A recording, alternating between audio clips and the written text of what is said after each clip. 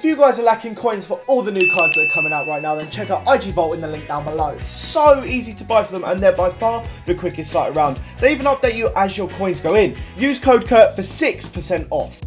If, like me, you're addicted to Pokemon Go or want a quick way to catch up with your friends, then check out PokestopForYou.com with the link down below. They provide egg hatching, they can level you up, even catch a specific Pokemon if you need one. They're 100% legit, and if you use code Kurt, you now get 10% off. What's up guys, Kurt's here and welcome to a brand new FIFA 16 video. Today we've got a bit of a squad builder on the go, but it's a little bit different to what you're probably used to some of the time. Now I do love doing these squad builders where I have to go and do a load of research and get a load of cool information out to you guys. I'm sure you guys enjoy getting all the information, and today we're going to be looking at players that in my opinion are some of the best transfers of all time, whether that's bargain players, free players, transfers where the team's gone on to make like 100 mil or something ridiculous. So I've got a whole list of players here. I've gone to get their fees, their clubs, all that sort of thing, and we're going to get straight into it. But before we do, I want to say if you guys have any suggestions for stuff like this, for teams and squads you'd like to see me do before FIFA 17 comes out even, let me know in the comments down below. And if I pick yours, then maybe I'll try and sort out some sort of prize of like 50k or something like that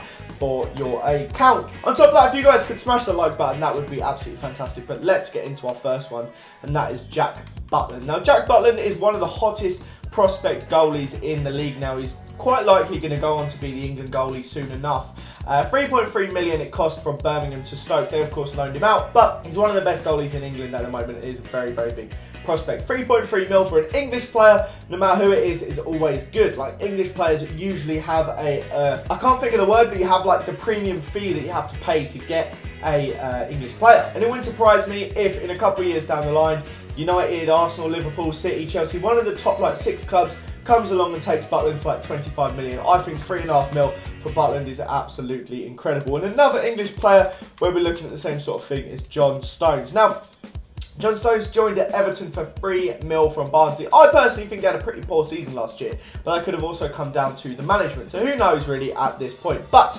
3 mil for a player that has been touted around for like 30, 40 mil, regardless, is brilliant. Again, he's English, and there's no doubt they're going to turn at least at 5 times profit on this guy.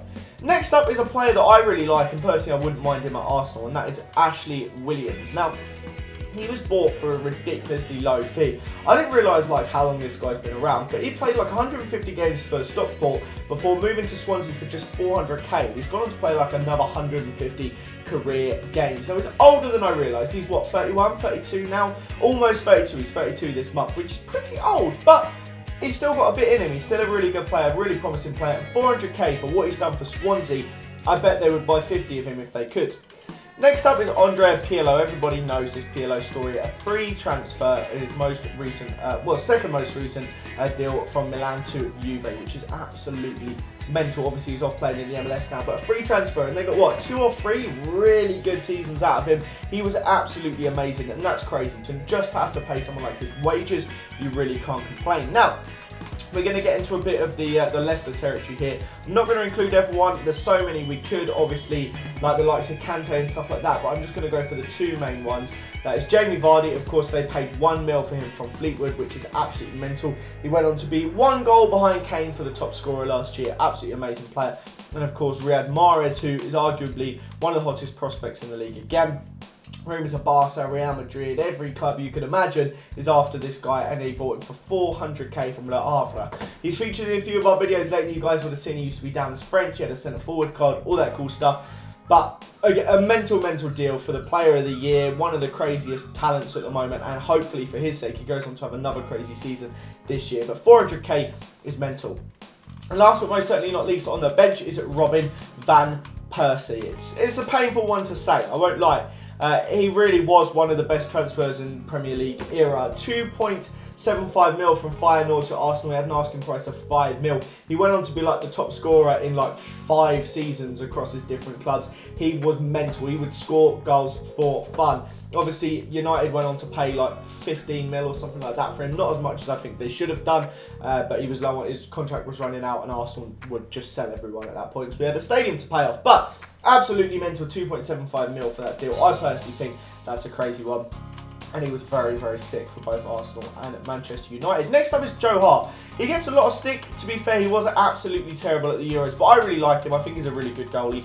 For 600k from Shrewsbury, that is not a bad deal at all. 600k is quite literally nothing when it comes to big players for the top sides. And you look at that and you think, that's crazy. You look at Arsenal have just bought Rob Holding from Bolton for like 1 or 2 million, and it's like this player you've never heard of.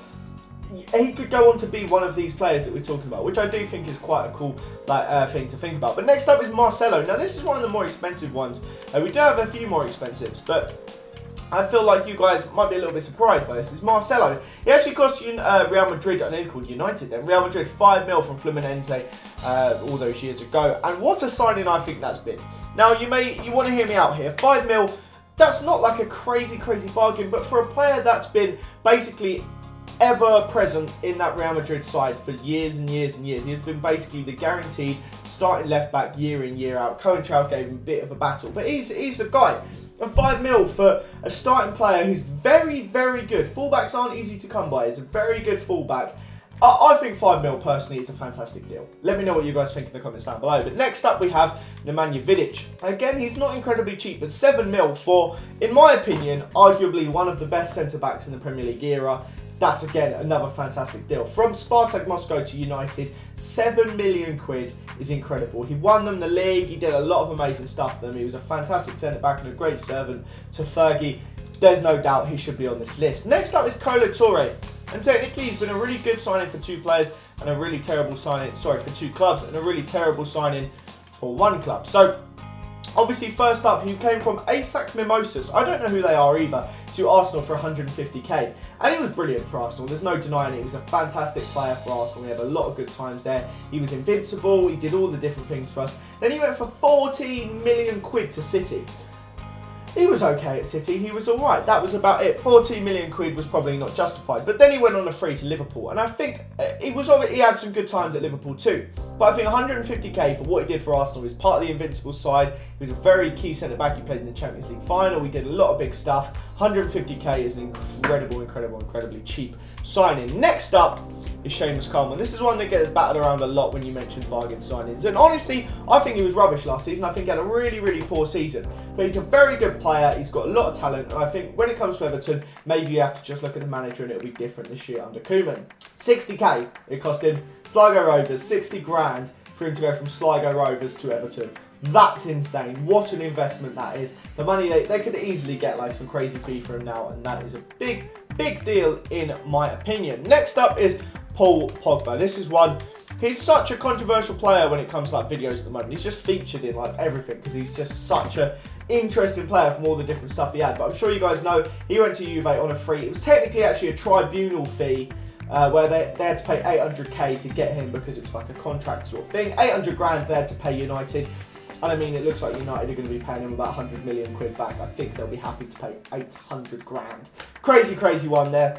What a signing for Juve. They're going to triple their, tenfold they'll get on their investment, 100-fold. It's going to be more than tenfold. It's going to be at least 60-fold if they ever sell him. They're going to get a lot of flipping money for him, and it's going to be very crazy. Next up is Cesc Fabregas. This guy, he's broken my heart many a time.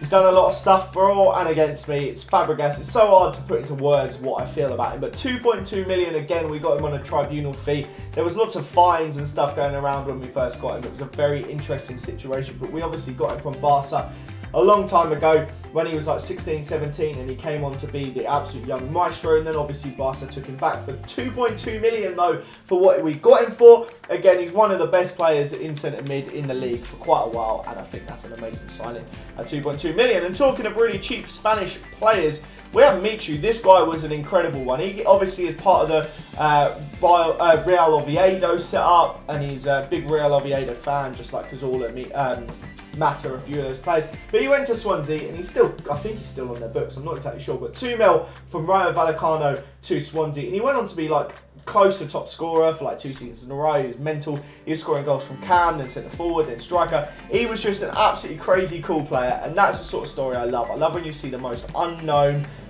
Like, he does not look at this card, he does not look like a footballer, like, at all.